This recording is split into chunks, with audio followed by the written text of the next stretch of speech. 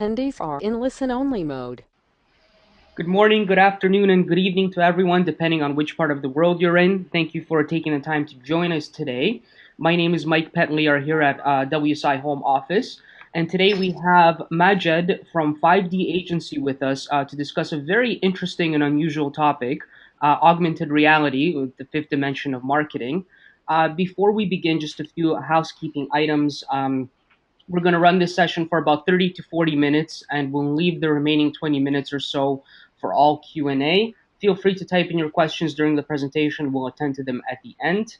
Also, we will be, of course, recording the session. We'll post it on K2 after the recording is done. I just want to make sure we do a very quick sound check that everyone can hear me okay. And Majed, if you want to say a couple of words like hello, just to make sure that everyone can hear you fine too, and then we could make sure we take it away from there. Sure. Hello, world. Awesome. Looks like everyone is saying all is good. So without further ado, I won't take up much more time speaking. Majed, feel free to take it away.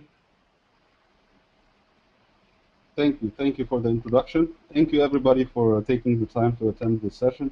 I hope that I will meet your expectations when it comes to presenting what augmented reality can present to marketing. Let me start by a brief introduction about our company. We have two offices. We're located in Cairo and in Copenhagen. Actually, 5D is a merge of 5 companies that work in different fields of digital domain, and that's why we call ourselves a one-stop shop. These are some of the clients that we have proudly served during our short but very exciting 1.5 years now. And as we say it, we call ourselves, we are a 45 years old startup. The companies that merged together had more than 45 years of actual experience working in different fields of the digital domain.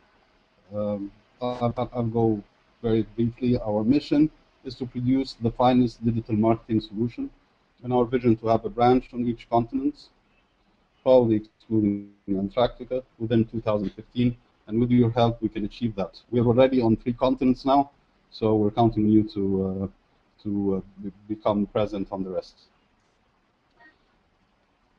Having merged 5 companies, we now offer one-stop shop when it comes to digital, starting from strategy, innovation, creative solutions, and marketing, with a lot of added value that we bring to our customers.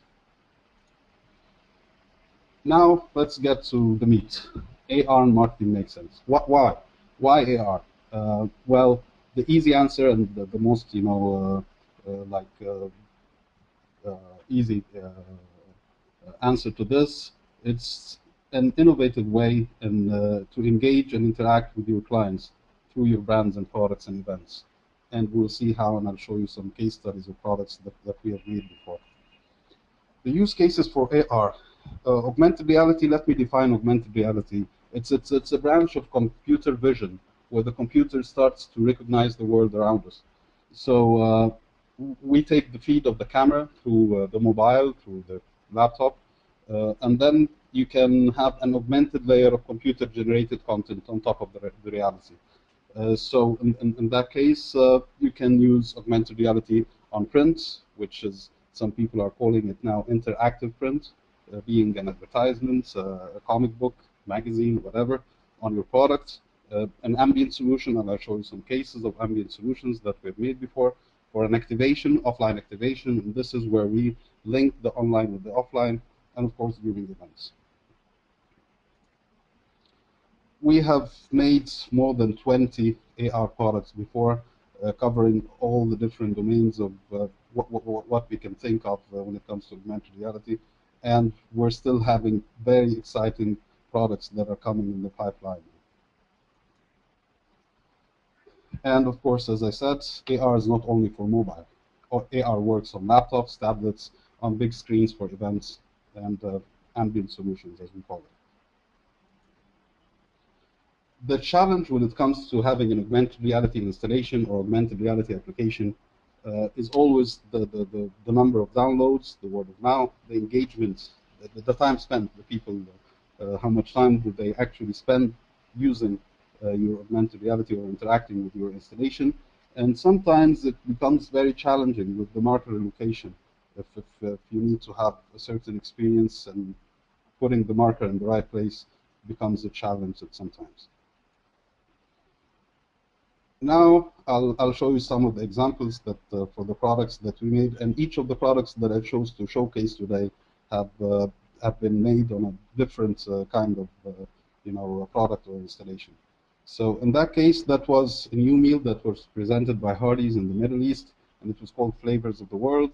They had the two themes, an Asian theme and the Western theme, and that's where augmented reality brought magic to the equation. Let me show you a quick video. So using a small QR code on the pack, people were instructed to download the app, and once they point the device on the product, on the pack itself, you'll see that it starts with the small animation where we have the two characters, the ninja star, Hardee Star, and the sheriff Hardee Star, representing the two worlds.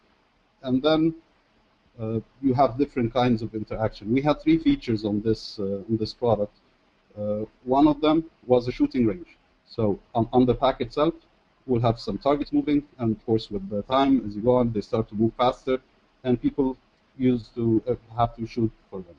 And this is like swipe the tenders, where people just have to cut the tenders and put them in the right source, and the photo booth, where again themed either with the Western theme or the Asian theme. You can choose to take a photo of yourself or choose one from your library and just play with it, each on any of the themes that we have. The second product that I'm showcasing is a product an application that we made with for Visa. They had an advertisement, a big advertisement campaign revolving around travel. They wanted to go explore. That was the name of the campaign. So again, this application ran on the print advertisement. So in that case, people again were asked to download the application using a small QR code on the corner of the advertisement, and once they point their devices to the ad, magic happens. You see monuments start to appear from around the world, and the players or the users were asked to guess which country this monument belongs to, and they had to do this within 30 seconds or so. And this was linked to Facebook, where users can share their scores and just they can win something at the end or be part of a big campaign. As you can see, this is 3D content, so when you remove the marker or rotate it, you can see the object from different angles.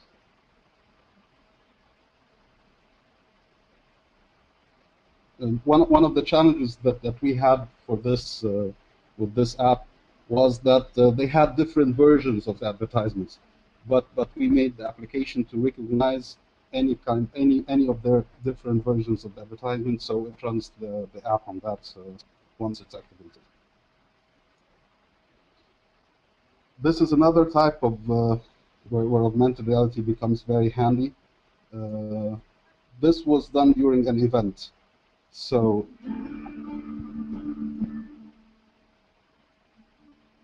what happened is that we placed the big marker on the stage, and while the presenter was standing there with nothing beside him, people could see that there is the car actually sitting on the stage. And as you can see, you could open the door, you could see even the interior of the car, you could see the different features that it has, the things that you would need in a launch event, all done virtually.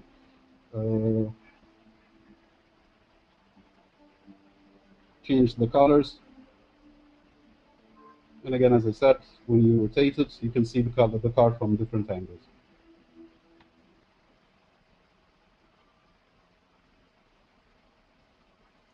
And this is a picture from the event where the speaker, the presenter, is standing there, and on the big screen in the back, you see the car while it's not there, and as he moves around, the car interacts with him.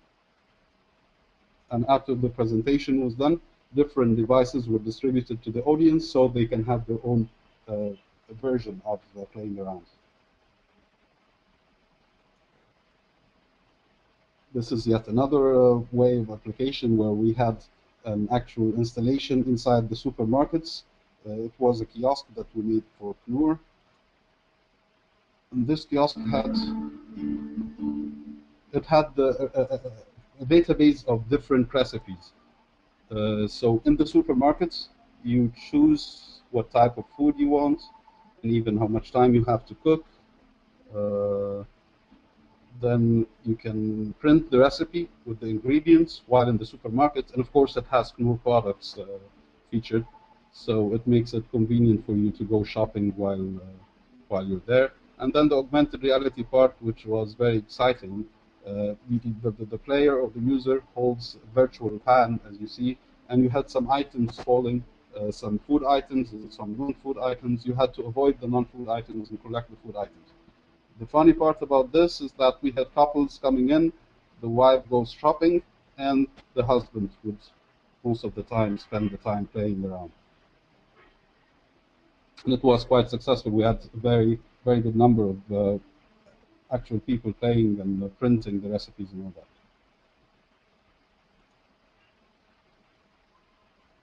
that.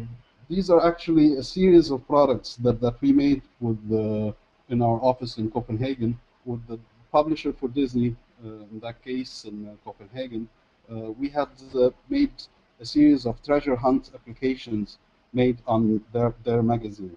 So what happens is you download the app, in that case it was Wreck-It Ralph, and you have to find the hidden Wreck-It Ralph characters inside the magazine. So as you browse through the magazine, okay, this page doesn't have anything.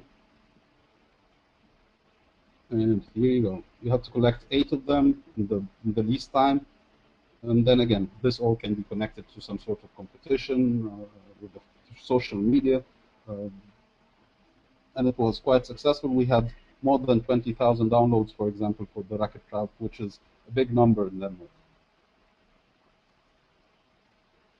Last but not least, this is an application that we made for Nescafe. It was called Sahsah in Arabic, which means wakey wakey. And here's how it goes. The application was mainly an alarm app. You'll see here it has the basic alarm functions. Of course, it was based on the tunes of Nescafe. We had some original music composed for that purpose. You choose the day, the time, choose the tune or the alarm or the melody, put the name. The thing about this alarm, it doesn't wake you up just with the melody. You have to wake up and play a game to make sure that you're really awake. The augmented reality game, it had 2 mini games as well as an augmented reality game. This one was called The Mighty Pillow. So imagine yourself sitting or sleeping on the bed and you have pillows coming down and you have to kick them to win. And this again was linked with the score, so the more you play, the earlier you wake up, you can share your status as being the early bird among your friends. And again, it was put within a competition, so the largest score of the Nesca beans, as we called it, would win an award or something. Well, finally, the future. The future is now, as they say. The future of augmented reality, it will be, I assume it will evolve to cover a lot of things. Now it's the Google Glass is already there, which opens a lot of potential to integrating augmented reality into your vision without holding a device or something. There's also another project very interesting by Google that they will be launching very soon. It's called Project Tango. This project is about a device that they're working on, and this device can actually recognize the world in 3D. So it's like a 3D sensor in your hand. It has a Kinect-like sensor, so it has motion detection as well. So imagine what will this bring to the world when you have all our smartphones with this capability of actually seeing the world in augmented reality. That means that maybe you'll need no markers. Just by holding the device, it will recognize the room, the features, and the objects that are there. And then you can have either the gaming element, so any kind of interaction that could happen. And the future is very close. The future is now. Thank you very much. I've been very fast. I hope that leaves us with more time for discussion. Great, Always. Majid. Thank you so much for that presentation. I actually did look at that Project Tango from Google. It's very interesting. I recommend everyone check it out. I saw the device that they were building and how it can basically create impressions of the 3D world around you, and then you can manipulate that kind of stuff later as well. So very interesting stuff. Um, it doesn't look like we have too many questions at the moment, but one question we do have is in which languages can you create or perform campaigns in, and which, I guess, countries of the world are you able to take on projects and such? Well, virtually we can do projects in any language. We've done projects before in like as many as 8 languages in the same app or in the same project, and we can do projects in anywhere in the world. Effectively, that's now the world is becoming a small, for real, a global village, and yeah, we don't have a problem doing any project for anywhere in the world. Okay, we have another question asking if you had any examples to show, but you just went through quite a few examples of the kind of campaigns you worked on. So I'm just asking for a little more clarification in terms of what kind of examples. But in terms of languages, again, you mentioned that I guess you've done things in 8 different languages before. I guess are there any specific regions in the world where you I guess can't run a campaign or you stay away from for whatever reason? Well, I can't think of any at the moment. Uh, Again, in theory, we can do campaigns anywhere in the world, and we have done some projects in Europe through our partner in Scandinavia. We have done some works, of course, in the region, and the UAE and Saudi Arabia. We're now having a project in Lebanon coming soon. So I don't think we have a problem to do any project anywhere in the world. Okay, great. We have another question here asking, so you showed a bunch of examples. Is there anywhere where the ICs can go and see any more examples of your work or case studies or anything you've done? Is there any specific place where anyone can browse through that? Sure, we have made those videos specifically for the sake of this webinar, but we'll definitely upload all of them to our YouTube channel, which is already there, and it has some other examples of the projects that we have done, and we will communicate that with the community very soon. Okay, great. So I mean, you'd probably put them on K2 as well, so people will be able to link back to your YouTube channel and see what's happening there, right? Exactly, exactly. Okay, great. I'm not seeing any additional questions come through, so we can wait maybe a few more seconds or 30 seconds to see if anyone else has any questions in the meanwhile. But That's no actually, problem. I can even I forgot to mention something that maybe brings some further points to the discussion regarding what kind of content can we use with augmented realities. Of course, as you have seen, 3D content. It could be 3D content. It could be 3D interactive content put in like a game. It could be video. So you could have a video advertisement running on top of your print ad or your product or brand or whatever. It could be images. It could be any computer-generated content. Virtually any content that could be generated by the computer could be put in an augmented reality environment. okay. We do have another question that just came in. What is the range of cost for one of these kinds of campaigns? Like, what is what are the I guess the cheapest ones to the most expensive ones? What kind of prices could ICs be expected to pay for something like this for their end clients? Okay, that's quite challenging, Yeah. but well, let me tell you, it all depends on the actual product or the actual workload that's required. But to give you an example, for example, this Knur app was made for under $5,000. The Hardy's app with all the 3 features was for around $12,000, and it was made for Android and iOS. So there are a lot of factors that affect actually the cost. It's the content itself. What kind of content do you want? If you give me, for example, a video ad that you just want to put in an augmented reality, this was probably cost $1,000 or so. Depends on how many platforms. But if you want an interactive 3D content, a game like or something like that, this is when it starts to get more complicated, and of course the price tag becomes more pricey. Okay, great. Yeah, I could understand that these are usually because they're so custom based, or the work is so dependent on the needs of the client that the prices would range quite significantly depending on who does what and how much of it needs to be done, right? Exactly. Okay, so again, we have more questions in terms of where people can see more info. Is your site a good point to reference people to see any kind of examples or contact details? Yeah, the website is up and running. It has some. It doesn't have the videos as such. It has basically some visuals of the products that we have done before. But as I'm telling you, we have the YouTube channel that we will communicate on the K2 very soon, and we'll upload all the case studies that we just showed and many more. Okay, wonderful. I just shared with everyone the link to your website. I just want to make sure it was correct. It's 5d-agency.com. Is that correct? Correct. Yes. Okay. Yeah, so more info there, and more info coming to K2 and via YouTube as well. So stay tuned for all that kind of stuff, for like Majid just said, for the case studies and videos or any other campaigns that they have. Um, it looks like we don't have any more questions coming through. So I'm sure if people have questions, feel free to reach out to 5D Agency on K2. These guys are very active in posting a lot of stuff. Majid, any final words to cap off the webinar for today? No, once again, thank you very much, and thanks to everybody that has taken the time to attend.